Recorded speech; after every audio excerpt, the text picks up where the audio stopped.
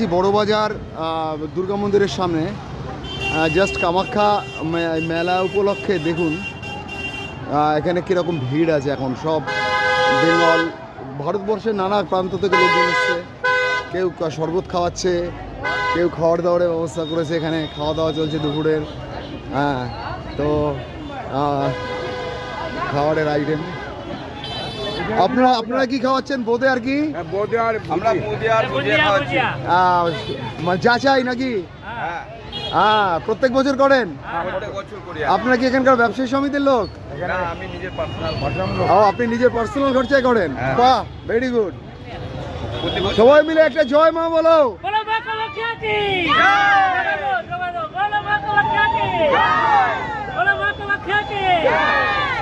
দাদারা সব ব্যবস্থা করেছে খাওয়াবার, প্রত্যেক বছর করুন দাদা। ভালো থাকুন সবাই। এই হচ্ছে অবস্থা, দেখতে পাচ্ছেন আপনারা।